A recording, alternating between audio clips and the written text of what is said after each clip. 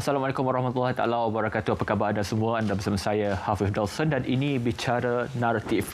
Seringkali kita bercakap soal kelestarian dan perkara itu kita sudah pun belajar dan juga mengerti apa itu perkataan lestari ataupun dengan izinnya sustainability yang kita belajar dan juga diterangkan sejak dari zaman persekolahan, di mana bermakna generasi hari ini, apa yang kita nikmati hari ini dinikmati oleh generasi akan datang. Secara mudahnya, apa yang kita dapat hari ini, maka anak cucu kita juga akan dapat perkara yang sama. Perkara itu seringkali dibahaskan dan dibincangkan malah di peringkat global kalau kita melihat kepada World Economic Forum yang berlangsung di Davos setiap tahun.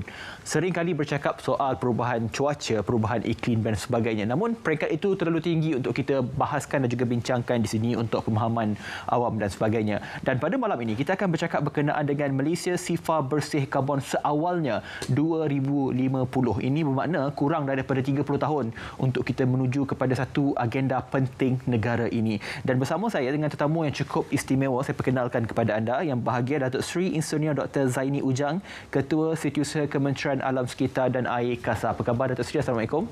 Waalaikumsalam warahmatullahi wabarakatuh. Terima kasih. Saya sihat. Ya. Alhamdulillah. Datuk Seri, saya fikir individu yang cukup popular sekiranya berlaku bencana dalam negara dan Datuk Seri kerap berkongsi pendapat dan juga pandangan dalam soal alam sekitar khususnya berlaku dalam negara.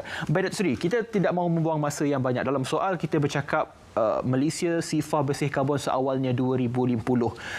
Soalnya, kenapa karbon ini menjadi satu fokus, satu perkara yang sangat penting dan orang kata jadi sorotan dunia untuk bercakap soal sifar karbon menjelang 2050. Dan saya pasti banyak negara lain seperti Sweden, New Zealand juga memperjuangkan perkara yang sama. Mungkin Datuk Seri boleh mulakan dengan perkara berkenaan.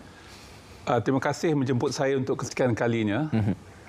Naratif kita pada hari ini ialah bagaimana kita nak memahami persoalan pelepasan karbon. Karbon ini adalah satu unsur kimia yang nombor atomnya 6 kalau kita belajar sains di sekolah ataupun di universiti. Kelebihan karbon ini terdapat dalam banyak keadaan. Dalam badan kita, unsur karbon yang paling banyak selain pada oksigen. Di alam sekitar, unsur karbon ini ataupun sebatian karbon adalah yang keempat banyak selepas hidrogen, helium, oksigen dan karbon. Apa itu karbon? Karbon ini kalaulah dibebaskan ke ruang udara menerusi pernafasan manusia, sebab kita bernafas menyedut oksigen, kita melepaskan karbon dioksida. Jadi karbon yang kita sebutkan ini termasuklah karbon dioksida. Karbon ini banyak ya, banyak sebatiannya. Tetapi yang paling mudah difahami adalah karbon dioksida yang kita bebaskan ketika kita bernafas. Dalam keadaan biasa, karbon dioksida ini diserap oleh tumbuh-tumbuhan melalui proses fotosintesis. Jadi Tuhan telah menjadikan bahawa manusia dan haiwan menghasilkan karbon dioksida, kemudian tumbuh-tumbuhan hijau melalui proses fotosintesis akan menyerap karbon dioksida tersebut dan membebaskan oksigen untuk kita sedut. Kalau dalam konteks COVID-19 ni orang biasa, siapa yang kena COVID tu akan dicerap berapakah kandungan oksigen dalam badan mereka. Apabila karbon banyak di ruang udara, karbon akan memerangkap haba yang ada daripada pancaran matahari. Dalam ruang udara ini, biasanya kalau dalam bidang pengajian kita sebut sebagai atmosfera, ya, di ruang udara. Dan atmosfera ini lebih kurang 10,000 kilometer. Kalau kita naik kapal terbang, biasanya kapal terbang itu 40,000 meter. Ya, jadi ini 10,000 kilometer lebih tinggi. Di dalam ruang udara inilah karbon ataupun sebatian karbon diperangkap. Semakin banyak sebatian karbon tersebut, semakin panas permukaan atmosfera tersebut ataupun dalam ruang atmosfera tersebut. Dan tambahan pula apabila ada pelepasan sebatian-sebatian karbon yang lain daripada pembakaran, sama ada pembakaran sampah ke pembakaran bahan api fosil untuk penjanaan elektrik, untuk kenderaan kita bergerak dan proses industri, ini semua menghasilkan karbon. Dan selepas revolusi industri, kira-kira 150 tahun yang lalu, peningkatan suhu bumi telah menjadi lebih ketara disebabkan oleh banyak penghasilan karbon, sebatian-sebatian karbon dalam ruang atmosfera kita. Hasilnya, bumi ini semakin lama semakin panas. Kajian yang dijelaskan atau dikemukakan oleh pelbagai kalangan dikumpulkan oleh Intergovernmental Panel on Climate Change, IPCC, sebuah badan saintifik yang berperanan memberikan penjelasan dan nasihat saintifik kepada United Nations Framework Convention on Climate Change, UNFCCC. Ini istilah-istilah yang saya tak nak sebutlah di sini, tapi saya nak sebutkan juga betapa pentingnya hal ini bukannya satu pendapat seorang ahli sains. Ini hampir seluruh ahli sains di dunia ini yang bergabung dengan IPCC ini telah bersetuju bahawa peningkatan sebanyak 1.1 darjah Celsius telah dicerap dalam tempoh 150 tahun yang lalu, ya. Disebabkan oleh revolusi industri, dan revolusi industri ini kita tahu disebabkan oleh banyaknya mesin yang ada, enjin yang ada, penggunaan bahan api fosil untuk tujuan penjanaan elektrik dan sebagainya. Jadi karbon yang kita sebutkan hari ini, semakin banyak karbon kita hasilkan, semakin banyaklah kegiatan yang menyebabkan peningkatan suhu bumi. Orang kata baguslah suhu bumi lebih panas daripada kebiasaan, khususnya mereka yang berada di negeri-negeri sejuk. Tidak baik sebab apa yang berlaku ialah puncak-puncak gunung yang ada salji itu akan mencair. Begitu juga dengan kutub utara dan kutub selatan ini makin lama makin sedikit salji ataupun benua kutub utara dan kutub selatan itu. Dan ini secara tak langsung akan meningkatkan isi padu air laut. Apabila air laut pasang, air laut itu akan masuk ke dalam sungai, ya, sehingga kan sungai itu menjadi masin. Contohnya di Sungai Johor pada tahun 1962-61 macam tu, apabila dibuat kajian untuk membina loji air PUB yang dipunyai oleh Singapura ketika itu, jaraknya air paling tinggi ketika itu naik 17 km daripada muara sungai. Kilometer. Sekarang ni dah lebih daripada bandar Kota Tinggi, 45 km. Ya, dan terpaksa dibuat baraj ataupun empangan supaya air laut itu tak masuk ke dalam, air masin tak masuk ke dalam. Apa implikasinya? Implikasinya kawasan situ tak boleh digunakan untuk tujuan bekalan air sebab air itu menjadi air masin. Ya, ini sebagai contoh. Begitu juga dengan di pinggir pantai kita dapati berlaku hakisan pantai.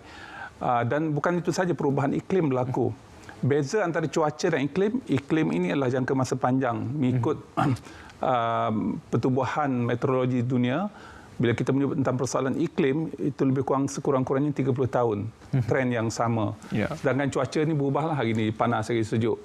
Jadi apabila kita menyebut tentang karbon yang dipersoalkan tadi, maknanya karbon ini kalau kita tidak kawal dengan sebaiknya akan menyebabkan pelbagai bencana, khususnya peningkatan suhu bumi, menyebabkan hakisan pantai, menyebabkan banjir yang tak menentu. Dan sekarang ni di Eropah sedang berlaku musim kemarau yang sangat teruk. Ya, sungai yang paling panjang di Perancis, laporan saya dapat 3 hari 4 hari yang lepas, sedang kering. Ya, sungai yang tak pernah kering. Tak pernah kering dalam sejarah yang kita ketahui. Sedang kering sekarang ini di Perancis. Datuk Seri, kita melihat dua situasi di sini, kesan daripada pelepasan karbon yang tidak terkawal ini, antaranya rabung-rabung ais mula mencair dan juga ada sungai yang terpanjang dan malah ada tasik sebenarnya yang sudah pun mengering dan sebagainya. Dalam perkara ini kita lihat, kalau kita lihat juga framework ataupun rangka penerangan Datuk Seri awal tadi, itu perkara yang sudah kita belajar dalam subjek sains sejak sekolah rendah lagi. Ada satu perkataan ataupun satu terma, itu gas rumah hijau yang dilepaskan ataupun greenhouse effect ini yang memberi kesan kepada alam sekitar. Adakah apa yang kita lihat hari ini adalah kesan yang berlaku sebelum ni? Ya, bila kita menyebut tentang karbon ni, biasanya kita merujuk kepada karbon dioksida, CO2. Bila kita menyebut tentang gas-gas rumah kaca ni, lebih daripada karbon dioksida. Lebih lagi. Sebatian-sebatian karbon, sebatian-sebatian yang juga menyebabkan peningkatan suhu bumi. Contohnya macam nitrous oxide. Contohnya macam bahan-bahan yang menyebabkan penipisan lapisan ozon, CFC. Itu juga memberikan sumbangan. Jadi bila sebut GHG ini lebih banyak lagi. Dalam contoh yang saya nak berikan, sebelum pada 2015 kerajaan Malaysia telah membuat komitmen melalui apa yang kita sebut sebagai Nationally Determined Contribution kepada Perjanjian Paris. Kita hanya menyertakan 3 ataupun kita komit kepada 3 jenis GHG, iaitu CO2, karbon dioksida, nitrous oxide dan metana.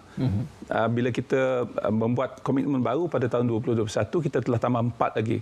Jadi kalau kita menyebut tentang karbon, hanya mungkin kebanyakan kita merujuk kepada CO2 sahaja. Banyak negara apabila mereka nak memberikan komitmen kepada Perjanjian Paris melalui NDC, ada negara yang hanya committed kepada CO2, dia tidak committed kepada yang lain. Sedangkan Malaysia committed untuk mengurangkan pelepasan 7 jenis sebatian-sebatian karbon ataupun gas-gas rumah kaca. Ya. Kenapa rumah kaca? Ini persoalannya.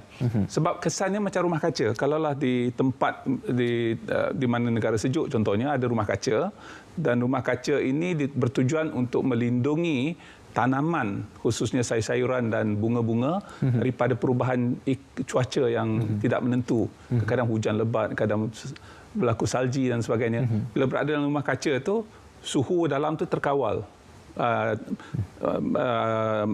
Tidak berubah-ubah sebagaimana perubahan di dalam atmosfera biasa. Yep. Satu penerangan yang cukup padat di awal perbincangan ini, mudah untuk kita faham dan juga anda yang menonton ketika ini. Dan perlu kita tahu bahawa kalau kita nak menjaga alam sekitar ini, kita sebagai orang Islam juga, kita percaya bahawa kebersihan ini adalah sebahagian daripada Imam. Itu yang kita akan bercakap kerana Datuk Seri juga datangkan kepada kita buku 40 hadis pelestarian alam sekitar yang kita akan bincangkan dan juga memahami dengan lebih mendalam.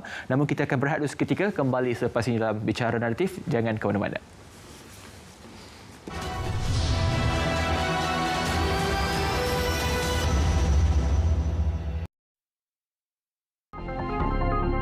Kita ingin mengingatkan kepada semua pengusaha supaya tidak mengamalkan sebarang tindakan yang melibatkan pakatan untuk menetapkan harga dan melanggar peraturan-peraturan persaingan bebas, kerana perbuatan itu boleh menjejaskan dan juga boleh menyebabkan harga hanya dikawal oleh satu kelompok peniaga-peniaga yang menguasai pasaran, dan itu adalah tidak dibenarkan oleh undang-undang negara kita.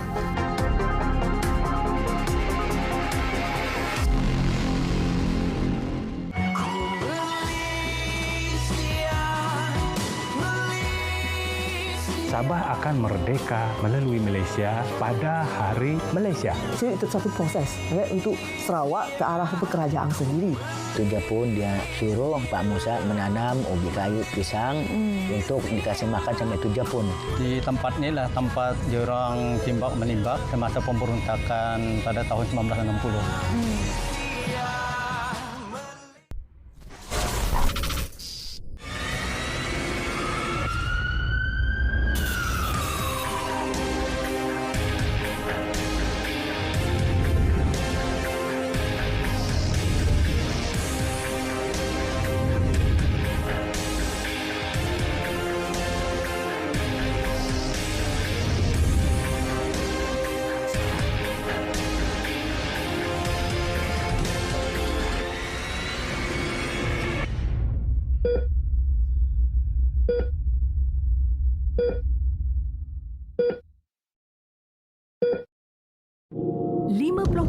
Daripada kanak-kanak berinteraksi melalui media sosial tanpa pemantauan ibu bapa, manakala 60% kes serangan seksual melibatkan kanak-kanak.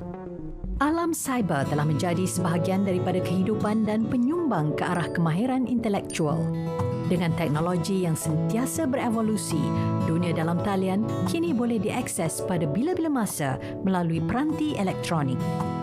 Sebagai ibu bapa, anda perlu sedar bahawa anak anda boleh terdedah dengan ancaman seperti buli cyber, seksual, menjadi ketagihan internet, terlibat dengan permainan dalam talian yang melampau serta ke arah penipuan dalam talian atau scam. Jadilah ibu bapa yang hebat di alam cyber, proaktif, mendidik, bersahabat, mengawal selia dan memimpin mereka. Sentiasa bijak, sentiasa selamat bersama ke arah kesejahteraan cyber.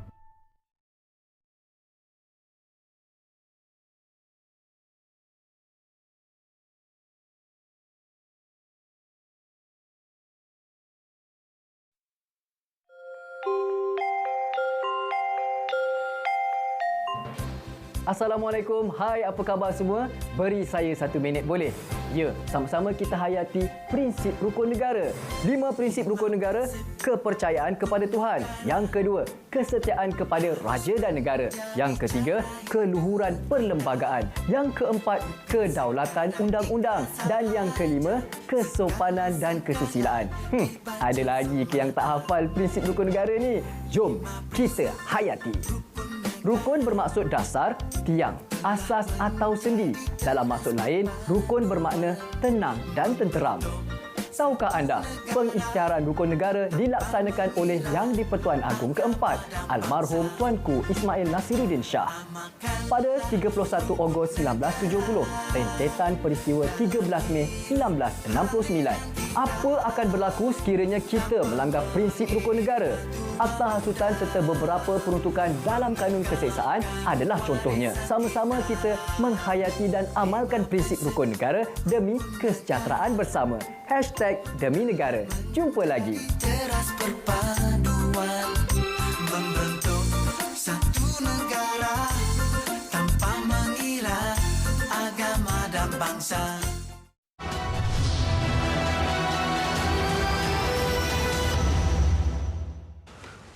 Baik, bertemu kembali dalam Bicara Naratif, masih lagi bercakap berkenaan dengan Malaysia Sifar Bersih Karbon seawalnya 2050. Dan awal tadi Datuk Seri telah kongsikan kepada kita pelbagai perkara yang menyumbang kepada pelepasan karbon dan juga terdapat banyak sebatian-sebatian karbon yang boleh mengancam dan juga menyebabkan keadaan alam sekitar ini berubah dari masa ke semasa. Dan pastinya, walaupun kita bercakap soal industri yang terpaksa melakukan pengoperasian dan sebagainya, itu adalah keadaan yang mendesak dan memerlukan ketika ini. Namun, apa yang perlu kita lakukan pada peringkat ini adalah menjadi keutamaan kita sebagai individu, Datuk Seri. Dan pastinya kalau bercakap tentang perkara ini, rakyat adalah peranan utama. Keluarga Malaysia ini menjadi perkara utama untuk melakukan perkara yang sebundah boleh ataupun the basic thing yang perlu kita lakukan untuk memastikan bahawa kita kurang dalam pengeluaran karbon ini, Datuk Seri. Ya, naratif yang saya nak kemukakan sini untuk mengurangkan pelepasan karbon dan meningkatkan kadar penyerapan karbon ini bukan satu benda yang sukar. Ya, mungkin orang fikir tentang nak kena beli kereta elektrik, nak tukar solar panel dan sebagainya. Saya fikir itu boleh, memang boleh, tapi kosnya agak tinggi. Yang mudah kita buat apa? Sebagai keluarga Malaysia yang lestari, saya bagikan 3 tips lah. Nombor 1, kita banyakkan berjalan kaki. Ke tempat-tempat yang mudah. Contohnya, kita nak pergi ke surau 300 meter daripada rumah kita. Kadang-kadang kita masih menggunakan motosikal, separuh tu menggunakan kereta dan sebagainya. Sedangkan kita boleh jalan kaki. Dan jalan kaki ini adalah sunnah satu. Dalam buku 40 hadis ini kita sebutkan tentang keutamaan jalan kaki. Yang kedua, jalan kaki ini lebih menyihatkan. Yang ketiganya, jalan kaki ini mewujudkan suasana meriah di kawasan tersebut. Di mana secara tak langsung nampak kawasan itu kawasan selamat, orang lalu lalang, dan secara tak langsung kereta-kereta yang lalu di situ ataupun kenderaan lalu di situ pun terpaksa mengurangkan kelajuan untuk pastikan keselamatan penduduk yang berjalan kaki. Yang kedua, kita galakkan menunggang basikal. Ya, banyak negara sekarang ini menjadikan agenda paling penting mereka ialah menyediakan laluan pejalan basikal ataupun laluan untuk mereka berbasikal lebih banyak daripada kemudahan untuk kereta elektrik contohnya. Ya, contoh kalau kita tengok di Paris, antara langkah yang dibuat oleh masyarakat selain daripada masyarakat sendiri menggunakan basikal ialah ada PBT di Paris itu, sebab Paris ini besar, dia macam Kuala Lumpur juga, ada beberapa pihak berkuasa tempatan. Ada pihak berkuasa tempatan yang menyediakan subsidi kepada mereka yang berbasikal per kilometer ke tempat kerja. Secara tak langsung kuranglah perbelanjaan mereka untuk membina kemudahan untuk kenderaan banner jalan raya ataupun lebuh raya yang lain yang baru, ataupun menyediakan perkhidmatan stesen kereta api yang baru yang lebih, sangat mahal harganya berbanding dengan hanya memberikan kalau saya tak lupa lebih kurang dalam boleh dapat dalam $3-4 €3-4 satu haluan. balik dapat 10 euro satu hari. Free dapat. Dia tak payah menggunakan tambang untuk ke tempat kerja. Tapi ini dari segi strategi ini sangat baik sebab masyarakat lebih sihat dan belanja untuk penjagaan kesihatan semakin berkurangan bagi pihak kerajaan tempatan. Yang ketiganya ialah kita tidak menggunakan plastik sekali guna. Kenapa plastik sekali guna ni sangat penting untuk kita fikirkan? Satu, untuk menghasilkan plastik itu kita menggunakan resin yang biasanya daripada byproduct kepada hasil petrochemical, bahan-bahan yang kita dapatkan daripada industri petroleum lah. Pada masa yang sama, kalau kita gunakan plastik yang boleh digunakan, macam contohnya minum air, botol air yang saya bawa ke majlis ni, yang biasa saya kerap bawa ke mana-mana, masuk ke tempat kerja, secara tak langsung kita akan mengurangkan pembuangan plastik yang kita dapati kalau kita bakar akan menghasilkan gas-gas toksik.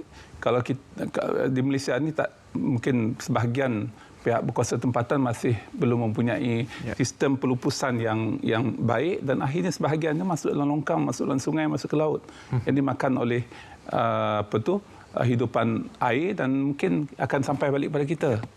So ini tiga perkara yang mudah untuk saya sebutkan yang boleh kita buat, dan ini memberikan kesan yang sangat besar kepada keseluruhan usaha kita untuk mengurangkan pelepasan gas-gas karbon.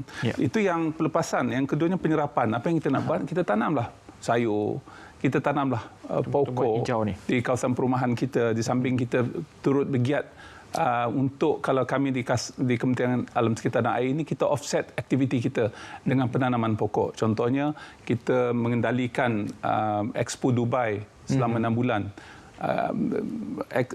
Pavilion Malaysia itu dianggap sebagai pavilion yang terbaik dari segi kelestariannya, kerana kita ada net zero carbon untuk pavilion kita.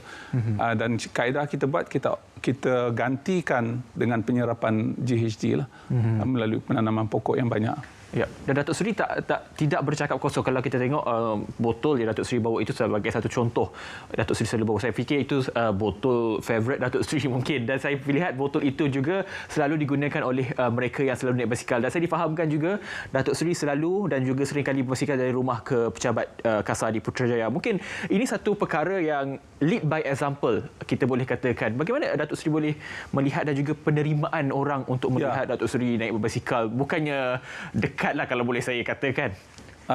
Putrajaya dibina untuk warganya mudah ke tempat kerja. Sebab itulah kita dapati sebahagian daripada bangunan-bangunan di Putrajaya itu tak cukup ruang kenderaannya, ruang letak kereta. Sebab asalnya, ideanya ialah masyarakat kita menggunakan kenderaan awam ataupun berjalan kaki ataupun naik basikal ataupun naik bot.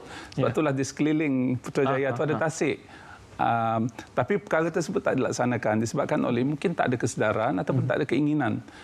Kami cuba di peringkat kementerian kami untuk menggalakkan budaya berbasikal ke tempat kerja, sebab sebahagian besar daripada penduduk Putrajaya adalah tinggal berhampiran dengan tempat kerja masing-masing dalam lingkungan 5 km radius. Jadi kalau 5 km radius, saya dah buat kajian banyaklah, tak lebih daripada 15 minit kalau naik basikal. Kalau 15 minit bagi orang macam saya ni tak berpeluh langsung lah. Tetapi rumah saya kat Bangi, jadi saya terpaksa berbasikal 10 km lah kalau saya nak berbasikal. Jadi biasanya saya akan buat berbasikal seminggu sekali. Contoh, saya dah mulakanlah sejak akhir ni. Sebelum tu mungkin sekali-sekali, tapi sekarang ni saya cuba seminggu sekali bersama dengan warga Kasar yang ada basikal dan yang sanggup berbasikal. Dan mungkin akan menjadi satu habit dalam masa yang lama. Budaya. Kalau kita tengok di Singapura, mereka laksanakan. Jadi orang kata Malaysia ni panas, di Singapura pun panas. Itu bukan saya berbasikal pukul 6.45 sampai ke pejabat sebelum 7 suku. Ketika itu masih sejuk, dingin. Pagi tadi hujan, awal pagi, tapi ketika kami berbasikal itu dah hujan dah berhenti. Dan sangat sejuk. Saya sesemua sampai ke tengah hari. Datuk Seri, kalau kita bercakap tentang soal jalan kaki, beberapa hari lepas kita dapat baca artikel bahawa negara kita, Malaysia, adalah negara ketiga paling malas berjalan kaki. Kalau kita nak bercakap soal bermula daripada awal ini, seakan-akan agak mustahil untuk kita lakukan. Keluar lagi artikel begini. Mungkin pada pandangan Datuk Seri tentang soal berjalan kaki, kalau kata soal cuaca panas, negara Singapura juga panas, negara lain juga panas. Bagaimana kita nak meletakkan satu mindset yang jelas ke perkara ini? Bagi saya, apa motivasi kita berjalan kaki dan ke mana kita nak berjalan kaki? Itu yang sangat penting. Bagi saya, berdasarkan kepada buku-buku hadis yang kita ataupun ajaran agama Islam, sebahagian daripada penerangan dan penjelasan tentang berjalan kaki ini disebutkan untuk pergi solat, untuk pergi semayang. Tak disebutkan orang naik kuda pergi semayang. Jarang ada hadis-hadis yang berkaitan dengan orang naik unta pergi semayang. Yang ada ialah hadis-hadis menyebut tentang mereka digalakkan oleh Nabi sallallahu alaihi wasallam untuk berjalan kaki ke tempat solat. Jadi saya fikir mesti ada hikmahnya di situ. Kami cuma kumpulkan hadis ini, ada 5 hadis yang berkaitan dengan berjalan kaki ke tempat ke tempat solat, ke masjid, dan semua hadis sahih. Dan apabila kami kumpulkan hadis ini, kami berpendapat bahawa selain daripada kita mengajar atau mengajak orang berjalan kaki, yang penting untuk tujuan apa.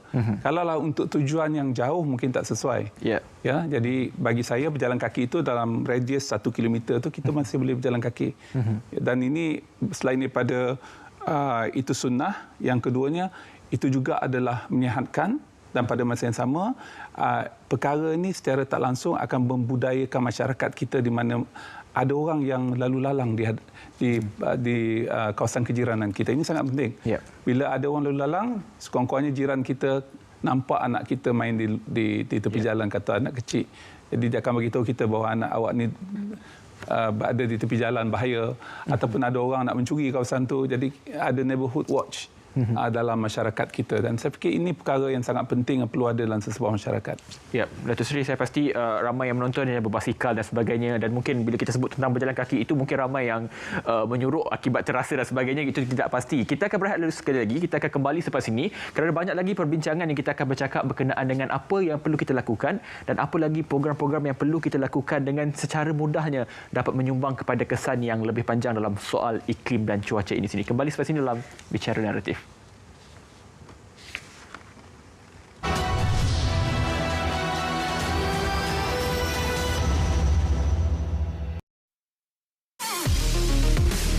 Ini adalah sebagai satu lagi usaha tambahan yang boleh dilakukan di peringkat kerajaan, premis perniagaan. Terutama sekali premis perniagaan yang disewakan kepada peniaga-peniaga kecil. Sama ada yang mengeluarkan ataupun terlibat dalam perkhidmatan makanan, menjual, menjaja dan sebagainya yang terletak di bawah bidang kuasa kementerian-kementerian dan agensi-agensi kerajaan. Hendaklah menurunkan kadar sewa minimal sekurang-kurangnya antara 10 ke 20%.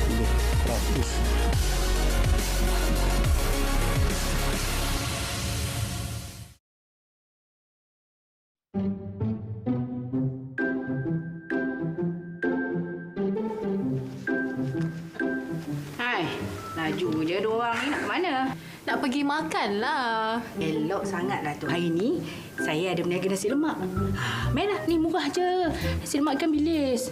Maklumlah zaman inflasi ni kan. Amboi, Hani dah pandai sebut perkataan inflasi. Apa susah nak sebut inflasi? Inflasi. Sebut memanglah senang, tapi tahu tak apa makna inflasi tu? Inflasi tu, semua harga barang tu mahal. Tengok nasi lemak saya, murah je. Inflasi ni sebenarnya berkait dengan permintaan dan penawaran sesuatu barang tu. Contoh nasi lemak ni bekalan kurang, tapi permintaan tinggi. Itu yang sebab harga boleh naik. Maksudnya, kuasa beli kita jadi kurang lah. Contohnya, kalau RM10 bulan sudah, tak samalah dengan nilai sekarang ni. Tak semua jenis barang meningkat waktu inflasi ni. Ada juga harga barang yang turun. Betul tu. Tapi ayam naik harga. Jadi, saya buat nasi lemak ikan bilis. Ikan bilis tak naik harga. Maintain. Belilah nasi lemak ekonomi ni. Kalau macam tu, kita beli nasi lemak Kak Hani je lah. Jimat minyak kereta. Bijak. Kita ni kena bijak berbelanja sebenarnya. Ada je jualan murah kat mana-mana, ramai-ramai kita serbu. Tak gitu? Ya, betul.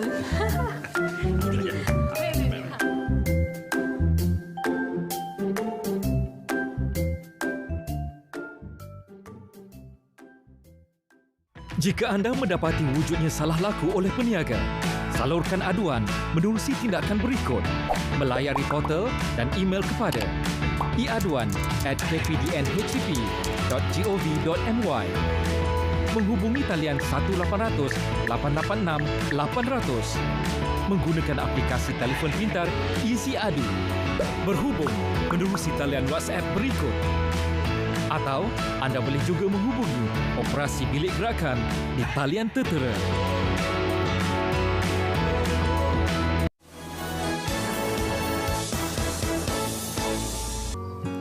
Assalamualaikum dan hai, apa khabar semua? Beri saya seminit seperti biasa. Boleh? Ya. Baik, kita sama-sama kita hayati jalur gemilang.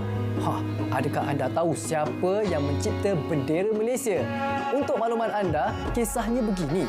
Pada 29 November 1949, Majlis Raja-Raja dengan kerjasama Majlis Perundangan Persekutuan mengadakan pertandingan peringkat kebangsaan untuk memilih reka bentuk bendera bagi kerajaan yang bakal dibentuk.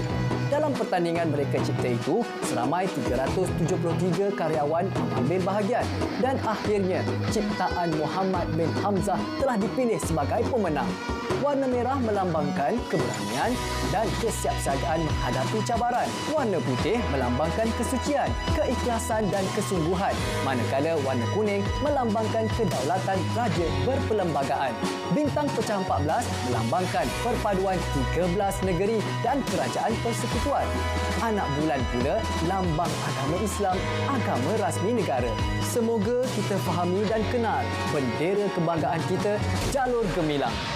Semua perlu tahu. #Demi Negara. Jumpa lagi.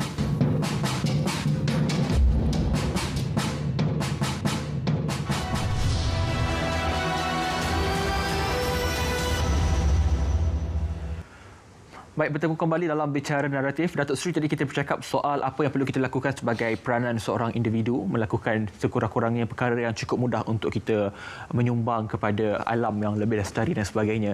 Dalam soal bercakap tentang cuaca dan iklim, kita tidak dapat lari perkataan 3R yang kita sering disebutkan daripada kecil lagi. Reduce, reuse dan juga recycle. Semua, kalau kita tanya budak kecil pun mereka akan tahu apa itu 3R. Namun adalah berkenaan dengan implementasi ataupun pelaksanaannya masih lagi kurang. Dan saya difahamkan di Pulau Pinang misalnya, plastik dikenakan RM1 sekali guna. Masih lagi ada yang sanggup membayar RM1 walaupun boleh membawa beg kertas dan sebagainya. Dalam soal ini, kalau kita lihat, saya ingin kaitkan dengan soal modul pembelajaran. Adakah modul pembelajaran kita ini masih lagi tidak begitu keras dalam memastikan bahawa ilmu tentang alam sekitar ini meresapi kepada mereka yang perlu menjadi pelapis masa depan negara ini, Datuk Seri? Saya tidak mahu menambah beban kepada guru-guru tentang pendidikan ini. Saya juga rasa dari segi kurikulum kita sangat lengkap dan sangat ekstensif. Persoalannya ialah kita belajar untuk lulus peperiksaan sebagai motivasi utama. Tak ada orang yang belajar dengan penuh rela, saya nak dapatkan ilmu. Bukan tak ada lah, mungkin ada tapi tak ramai. Kita sering diperingatkan, dijerit-jeritkan bahawa perlu belajar betul-betul supaya lulus peperiksaan. Lepas lulus peperiksaan nanti kita akan jadi orang yang berjawatan tinggi dan sebagainya. Negara-negara di mana program-program seperti pelestarian alam sekitar, 3R dan sebagainya dilaksanakan dengan baik adalah negara yang mengurangkan penumpuan kepada perkara yang nak dibelajar di dalam kuliah dan dalam kelas. Sebaliknya, bagaimana nak melaksanakannya? Contoh yang paling ketara sekali di Jepun lah yang saya nampak, di mana dalam satu kajian yang saya lakukan, saya mengambil semua buku teks daripada sekolah rendah sampai sekolah menengah, tengok berapa komponen yang tentang pengajaran pelestarian alam sekitar dari segi silibusnya. Dan saya dapati sangat sedikit, dan itu lebih sedikit daripada apa yang kita ada di Malaysia. Cuma di Jepun dilaksanakan. Contohnya, di dalam kebanyakan sekolah di Jepun, hampir semualah kalau saya boleh katakan, tidak ada mereka yang diupah untuk jadi pembersih di sekolah tu, untuk bersihkan tandas, untuk bersihkan halaman sekolah, padang sekolah dan sebagainya. Semua dibuat oleh anak-anak sekolah itu mengikut giliran. Jadi mereka tahu berapa susahnya nak bersihkan tandas itu. Ya, kalau mereka mengotorkan tandas. Secara tak langsung, ini memberi pengajaran pada mereka supaya jangan kotorkan sekolah. Nanti tiba giliran mereka terpaksa pula bersihkan tandas yang kotor. Dan ini juga terbawa-bawa di luar daripada sekolah. Sebab itulah mereka boleh 3R ni memang masuk dalam minda mereka dengan mudah sebab susahnya nak bersihkan kekotoran yang ada. Ataupun kalaulah banyak sangat sampah di sekolah itu, susah mereka untuk angkat sampah itu untuk diasing-asingkan, kemudian itu dihantar ke tempat yang ditentukan. Jadi secara tak langsung mereka akan pastikan bahawa pengurangan sampah adalah objektif kepada kehidupan mereka akhirnya, ya. Dan ini dapati di banyak tempat, kalau kita dapat di tempat kerja, di kawasan perumahan, mereka bergiat-giat nak mengasingkan sampah. Dan kalau konteks Malaysia ni, kalau kita sebut tentang recycle, 3R, reduce, reuse, recycle ni, kita terhad kepada kaca, metal atau logam dan kertas dan yang lain-lain, 4 lah biasanya. Tapi di Jepun, pengalaman saya tinggal di sebuah apartmen di Jepun kira-kira 4 tahun yang lalu, ada 21 kaedah pecahan pengasingan. Ya, kalaulah botol air itu yang penutup botol lain tempatnya, botol plastik yang jernih kalanya itu lain, kalau yang ada warna lain dan sebagainya. Botol saja ada sekurang-kurangnya 4 untuk diasingkan, ya, botol plastik itu. Jadi ini secara tak langsung menggalakkan masyarakat mereka melaksanakan apa yang mereka buat. Ada satu perbandaran PBT di Jepun di mana tak ada sampah. Dan semua orang kena bertanggungjawab sampah sendiri, dan mereka telah secara kolektif tak akan ada sampah. Jadi hasil itu dijadikan sebagai, atau sampah itu dijadikan sebagai sumber untuk satu perniagaan baru. Sama ada untuk dihantar ke vendor luar ataupun mereka kerjakan sendiri. Dan perkara inilah yang kita sebutkan sebagai ekonomi kitaran. Banyak negara sedang membangunkan ekonomi kitaran ni. Dalam masyarakat itu tak ada sampah. Apa yang dianggap sebagai sampah adalah sumber kepada bidang lain, sektor lain, ya, ataupun kaedah penghasilan produk-produk baru yang lain. Datuk Seri, kalau kita bercakap tentang agenda Malaysia sifar bersih karbon, kita lihat contoh Jepun misalnya, negara yang cukup baik dalam soal alam sekitar. Apa lagi negara lain yang menjadi sumber rujukan utama untuk kita bergerak ke agenda? Negeri-negeri Skandinavia sangat ke depan dalam hal ni. Sweden, Denmark, Norway, mereka ni sangat ke depan lah. Yang penting juga ialah mereka mengenakan cukai kepada karbon. Jadi kalau siapa yang menghasilkan karbon, mereka terpaksa bayar cukai. Ya, kalau berkereta, selain daripada bayar cukai jalan, cukai itu, cukai minyak, cukai karbon juga dibayar. Dan saya dimaklumkan negara jiran kita Singapura juga akan buat cukai karbon ni.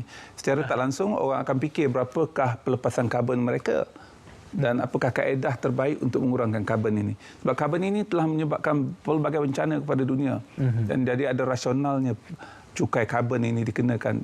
Kalaulah banyak negara ada cukai karbon, saya fikir tidak mustahil mungkin dalam 5-10 tahun akan datang Malaysia juga akan ada cukai karbon. Ya, dan saya percaya bahawa Yang Amat Berhormat Perdana Menteri juga menyebut tentang perkara ini apabila menerangkan tentang soal Malaysia sifar karbon menjelang 2050.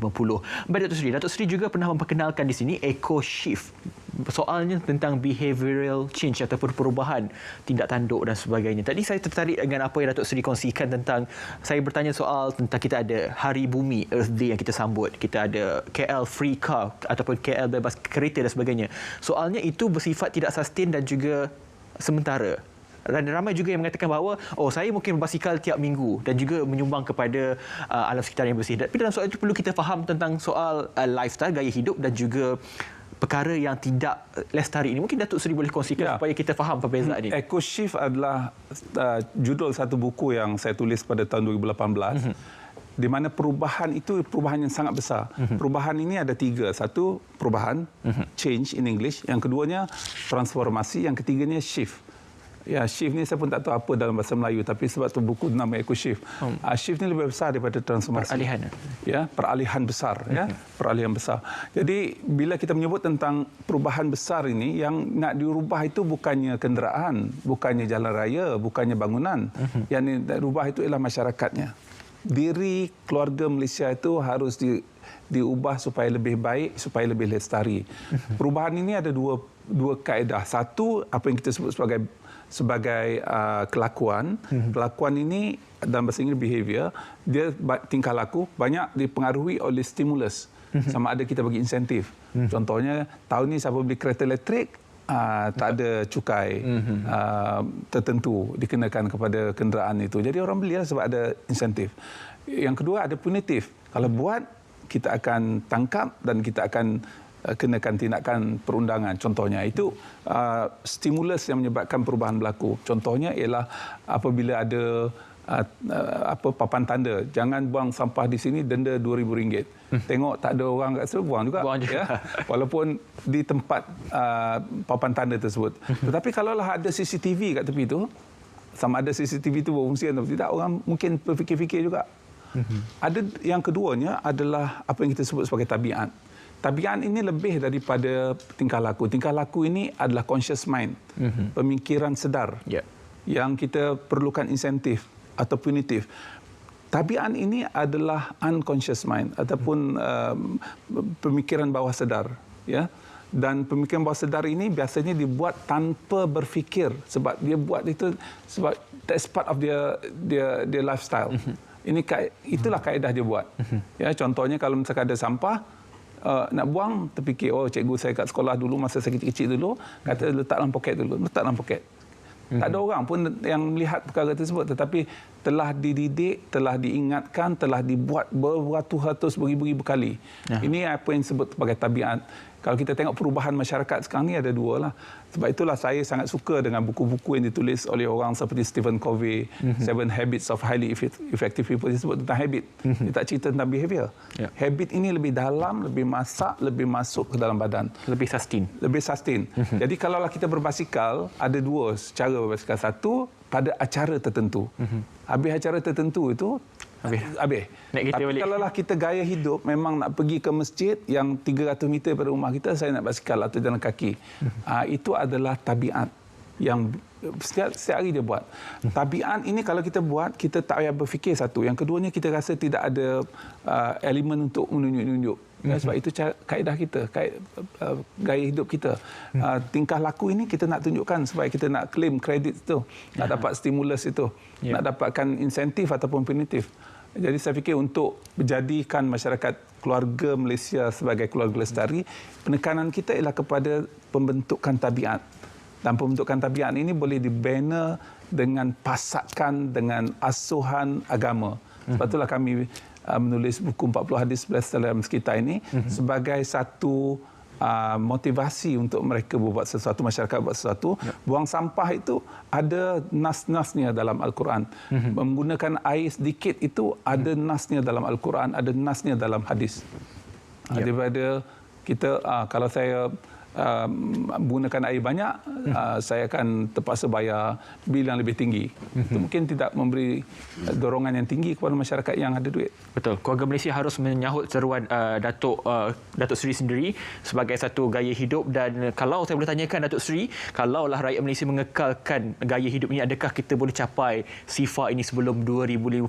Saya gantung dulu soalan itu Datuk Seri. Kita akan sambung selepas ini. Kita akan berehat seketika, kembali selepas ini.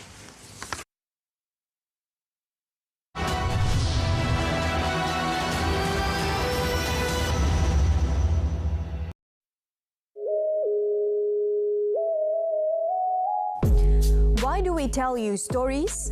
Relevant, New, efficient, accurate. reliable.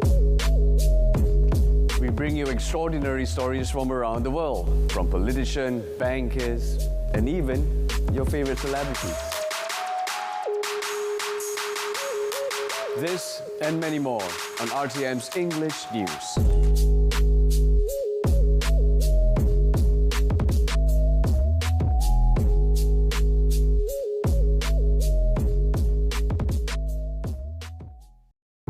Perkhidmatan Kebutuhan perubatan di seluruh negara memerlukan 2,000 beg darah setiap hari. Mengikut tinjauan, hanya 2.5% penduduk Malaysia mendermakan darah. Bagi setiap beg darah yang diperolehi, ia mampu menyelamatkan 3 nyawa. Kami perlukan darah anda. Jom derma darah. Jenis kesalahan yang boleh dikenakan tindakan di bawah Akta Kawalan Bekalan 1961 tertakluk pada barangan kawalan, menyorok memusnahkan barang dengan tujuan mewujudkan kekurangan bekalan, menyimpan barang dengan niat pengelilingan, memiliki barang tanpa permit lesen yang sah, menjual melebihi harga kawalan dan had yang dibenarkan, meletakkan syarat jualan yang menyalahi undang-undang. Ingat, sekiranya anda tahu ada yang melanggar peraturan penjualan barangan kawalan, sila laporkan ke IZADU KPDN HEP di talian 019-279-4317 atau 019-8488-000. Ingat tahu?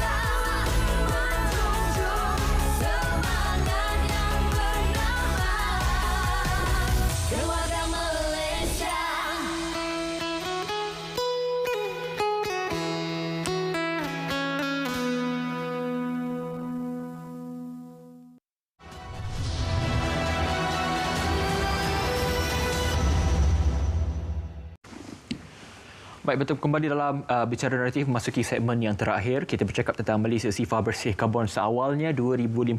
Ini adalah agenda penting negara. Kalau kita lihat kepada tajuknya, seawalnya 2050. Dan di atas perkongsian yang dikongsikan oleh Datuk Seri tentang behavioural change atau perubahan sikap dan sebagainya, ini dalam soal kita memastikan bahawa kita terlibat ataupun melibatkan diri untuk menjaga alam sekitar. Soalan saya kepada Datuk Seri sebelum kita berehat sebentar tadi, adakah kita akan dapat capai sebelum 2050? Kalau kita lihat sekarang, ini tempohnya lebih kurang dalam 28-27 tahun untuk menuju kepada agenda penting ini. Datuk Seri. Ya, saya sangat optimis bahawa kita boleh capai mungkin lebih awal daripada 2050 dengan syarat rakyat Malaysia, keluarga Malaysia harus faham tentang naratif yang kita sebutkan sebagai rendah sifar ataupun sifar bersih karbon ini. Ya, yang pentingnya kena faham dulu. Dan apakah tindakan kita untuk melaksanakannya? Negara seperti Britain, mereka telah mengisytiharkan pada tahun 2030 tidak ada lagi kenderaan yang menggunakan petrol dan diesel dibenarkan digunakan di jalan raya di negara tersebut. Ini tindakan yang drastik. Soalnya adakah kita sanggup untuk sampai ke tahap itu dalam tempoh yang terdekat ini? Dalam konteks jangka panjang, saya fikir mungkin banyak negara tak ada option. Mungkin kereta yang menggunakan petrol tak ada dah pada tahun 2035. Ya, sebab perubahan yang berlaku dari segi teknologi dan negara-negara ataupun syarikat-syarikat kenderaan pun telah disebabkan oleh perjanjian Paris dan pelbagai protokol-protokol lain telah menyempitkan ruang untuk membangunkan teknologi yang berdasarkan pada internal combustion engine ataupun enjin pembakaran dalaman itu yang seperti yang kita gunakan hari ini. Negeri seperti Denmark, Sweden, Jerman paling awal pada tahun 2026 mereka dah mula tidak lagi membenarkan kereta-kereta yang menggunakan petrol dan diesel ini dijual di pasaran. Ya, ini adalah perubahan besar untuk mengurangkan pelepasan karbon. Jadi isunya besar, naratifnya ialah bagaimana kita sebagai warga ahli keluarga Malaysia ini sama-sama dapat memahami hal ini dan sanggup berhijrah dan faham kenapa orang tidak menggunakan kenderaan itu, kenapa orang berjalan kaki, kenapa kita digalakkan berbasikal dan sebagainya. Jangan diketawakan sebab satu hari nanti mungkin kita juga akan, itulah option yang kita ada. Ya. Itu dalam keadaan terdesak dan sebagainya. Selain daripada Datuk Seri menggunakan buku 40 hadis pelestarian alam sekitar, Datuk Seri juga seringkali menggunakan kaedah puisi untuk memberi satu pengajaran dalam bentuk terus kepada pengguna media sosial. Datuk Seri, kalau saya melihat kepada Facebook, Datuk Seri juga banyak menggunakan puisi-puisi penting. Bagaimana Datuk Seri melihat mesej ini dapat sampai kepada rakyat Malaysia dan juga keluarga Malaysia ini supaya sama-sama melibatkan diri dalam perkara ini, Datuk Seri? Ya, kita menggunakan semua media yang ada, semua kesempatan yang ada membolehkan mesej dan naratif ini difahami. Ya, kalau tak boleh melalui pengajaran saintifik yang mungkin tak ramai orang berminat, disebabkan oleh sukarnya memahami tentang terminologi, kemudian dengan teori-teori sains dan sebagainya, kita ada pendekatan agama contohnya. Ya, dan saya juga bersama dengan Profesor Zulkifli Muhammad Yusof yang bersama menulis buku ini, kita mengadakan pelbagai acara dan pelbagai program untuk memastikan ustaz-ustaz boleh mengajar buku ini ataupun 40 hadis pelestarian alam sekitar ini di masjid, di surau dalam kesempatan yang ada lah. Dan bagi mereka yang tak minat sains, sukar untuk memahami tentang agama, boleh baca buku puisi. Dan kita pun dari masa ke semasa warga kementerian sendiri turut terlibat menulis puisi dan sebagainya. Dan ini sebagai satu kaedah di mana kita berusaha untuk menyebarluaskan kefahaman untuk membolehkan masyarakat lebih faham. Baik, Datuk Seri. Mungkin di minit-minit terakhir ini di peringkat kementerian sendiri, apatah lagi kita sekarang menuju kepada sambutan bulan kemerdekaan pada 31 Ogos ini. Mungkin di peringkat kasar, apa aktiviti-aktiviti yang terkait dengan aktiviti lestari untuk kita tekankan lagi? Kita nak tekankan bahawa setiap warga di kementerian kami, kita pastikan berapakah jumlah pelepasan gas-gas karbon tahun ini dan kita akan insya-Allah gantikan dengan penyerapan gas-gas rumah kaca ya, supaya aktiviti kita bertahun ni akan jadi sifar bersih. Saya harap begitu juga orang lain. Kalaulah besok contoh saya pergi ke Langkawi, jadi saya akan tanam satu pokok pergi Langkawi itu sebagai dosa saya melepaskan karbon yang banyak ke ruang udara. Baik, Datuk Seri, perbincangan ini sudah tentu memberi satu pengajaran dan juga perkara penting. Mungkin kalau kita boleh berikan kepada Datuk Seri ruang dalam bicara naratif ini, take home message kepada seluruh rakyat Malaysia. Saya pasti apa yang dikongsikan oleh Datuk Seri ini bukan sahaja kepada golongan berusia 20 tahun ke atas, tapi kepada kanak-kanak yang mendengar sekalian penjelasan Datuk Seri yang cukup layman dan juga terus sampai kepada hati rakyat Malaysia. Mungkin take home message kepada semua supaya kita sama-sama berganding bahu, mengambil tenaga untuk bergerak kepada agenda penting ini. Ya, naratifnya mengurangkan pelepasan gas-gas rumah kaca ataupun karbon ini. Kaedah yang saya berikan mudah saja 3. Banyakkan berjalan kaki supaya kita kurang pelepasan karbon dan mengurangkan masalah kegemukan. Kalau boleh yang jauh sedikit berbasikal. Ya, yang ketiganya ialah kita pastikan penggunaan plastik sekali guna itu tidak digunakan dengan berleluasa. Ya, dan pada masa yang sama kita tanam pokok, kita tanam sayur, kita tanam makanan di sekeliling kita, kita memberi sumbangan dari segi offset, dari segi penggantian kepada gas-gas karbon yang telah kita hasilkan dengan mengetahui berapa banyak kandungan karbon dan kita tanam pokok sebagai offsetting. Ini dalam kerangka perjanjian Paris, itulah yang pokoknya. Jadi saya fikir 3 perkara yang mudah sebelum kita beli kereta elektrik, sebelum kita beli kereta hidrogen, sebelum kita buat benda-benda yang pelik-pelik yang lain yang mungkin kita rasa tak ada justifikasi untuk kita buat sekarang. Bagaimana motivasi kita untuk ketepikan alasan cuaca panas, jalan berbukit? Datuk Seri telah buktikan daripada Bangi ke Putrajaya juga banyak bukit untuk Saya senang saja. Zaharal fasadul fil barri wa bahr bima kasabat aydin nas. Telah banyak kerosakan berlaku dalam muka bumi ini sebabkan oleh hasil kerja tangan manusia. Dan Allah nak tunjuk kepada kita cara nak mengatasi masalah itu ialah kembali kepada ajaran yang ditentukan. Sebagai seorang Islam contohnya, kita buat itu lillahi ta'ala. Ya, kita buat itu dengan kesedaran bahawa kita nak membantu mengatasi masalah ini, bukan kerana nak sihat saja, bukan kerana nak rasakan ini sesuatu trend yang negara lain, advanced nations buat. No. kesedaran itu. Jadi kalau kita ada kesedaran yang jelas dan kita tahu bagaimana nak bertindak, secara tak langsung perkara yang susah pun akan jadi senang. Ya. Baik, terima kasih Datuk Seri atas perkongsian. Apa yang kita boleh rumuskan kepada anda semua bahawa apa yang boleh kita lakukan adalah tindakan yang kecil ini ataupun small step ini untuk bertindak ke arah yang lebih besar. Atomic Habits, kalau boleh saya sebut, tentang satu buku yang dikeluarkan oleh James Clear berkenaan dengan habit yang sekecil ini yang akhirnya menjadi satu gaya hidup yang akhirnya membawa kepada kebaikan kepada kita semua. Sekali lagi terima kasih kepada Yang Berbahagia Datuk Seri Insinyur Dr. Zaini Ujang, Ketua Setiausaha Kementerian Alam Sekitar dan Air KASA, atas perkongsian berkenaan dengan Malaysia Sifar Bersih Karbon seawalnya 2050. Kita di tim penerbitan mendoakan supaya Datuk Seri sentiasa committed dan juga sentiasa fokus kepada usaha kita mencapai sifar bersih karbon menjelang 2050. Terima kasih Datuk Seri kerana bersama dengan kami, dan juga kepada anda, terima kasih kerana menonton tidak kira di mana platform yang anda gunakan, dan terima kasih kerana setia bersama kami di Berita RTM. Saya Hafiz Dawson. Assalamualaikum dan